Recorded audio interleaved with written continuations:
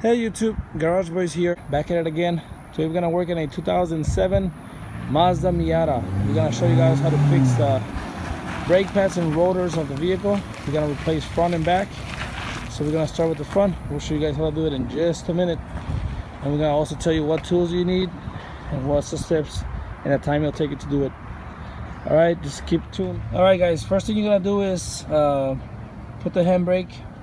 You're gonna loosen up the nuts, and then we're gonna jack up the front of the car in a position where we can do both tires at the same time. You don't have to, you can do one at a time. It's safer one at a time, but I have a really nice jack and I'm gonna do both at the same time. Just loosen up the nuts before you jack up the car. Make sure your handbrake is on and just loosen the nuts.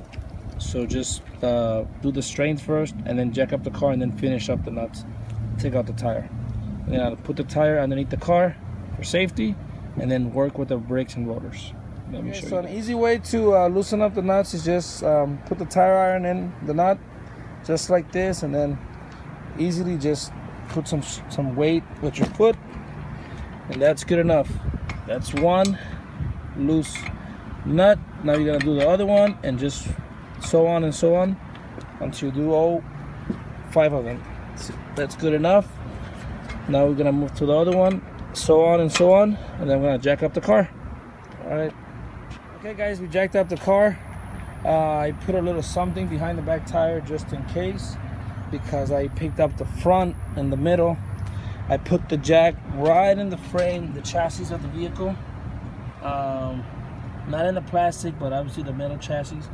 And then I took out the tires and put both tires underneath the car for safety. That way, in case the car falls, the tires will, help you with that, and I guess protect you from anything. So now we're gonna move and take out the brakes to replace the brake pads.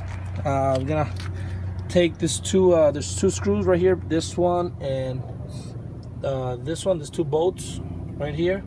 They're size 14. It's gonna be size 14.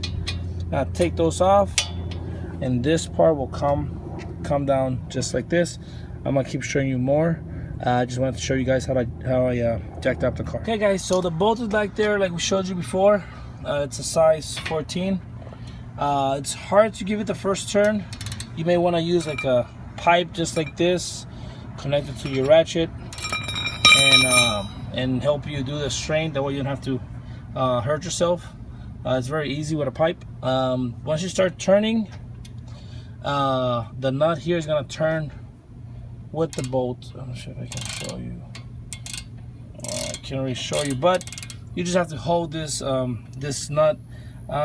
It's a size 17, I believe. I don't have a 17. I don't have a 17 wrench, because you need a wrench. So I just use some pliers, and it worked fine. I mean, it's not a lot of strength. Once you do it a few times, then it comes out loose and it comes out. Let me show you how to connect, and that's one, and then the other one is at the bottom. It's the same process. It's right there. Make sure you use the pipe. Let me show you guys how the pipe. Let me show you guys how to use this. You just have the pipe inserted inside the ratchet, and then this will put it inside. Just set up the ratchet, and this will help you not do a lot of strength at all. This will make it super easy just to loosen up the bolt. Once you loosen up the bolt, then you can do it normally, and it's no pain at all.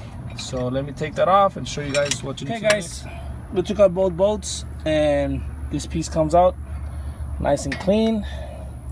Maybe it may not be the same case for you, because it's brakes. You gotta kind of hit him, push him, and force him out, but it's easy.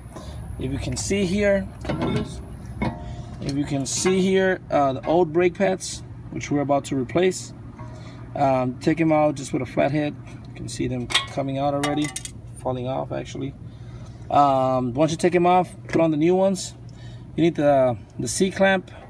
You can get a loan from AutoZone, and that will help you push this back so you can fit in the new brake pads, which are thicker. But I'll show you guys how to do that in just a minute. Take this off, replace it with the new ones, and then we're gonna move forward with the brake pads. Alright guys, so put in the new brake pads. You can see them there. Come with a little metal, so you can put in the back of them. Put them right in the same spot where the old ones were. So it's fairly simple. No confusion at all. Just push them in. Both of them back in front. This were the old ones. How you know they're bad is when they don't have anything at all. You see how it's just flat? This one was a little bit better. This one was okay actually. You can see the thickness of it. And then this one was just flat, straight up flat. I'll show you both of them. Yeah. So those are new brake pads. Now we're gonna use the tool that you can rent at AutoZone. Let me show you exactly how it looks.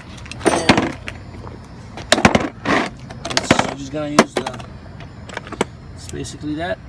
You combine that with this, and you're gonna push that. Goal is to push this cylinder in so you can fit into the new brake pads. So let me show you guys how to do that. So this is the tool right here.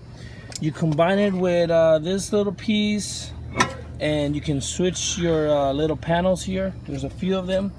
You choose the one that fits you best.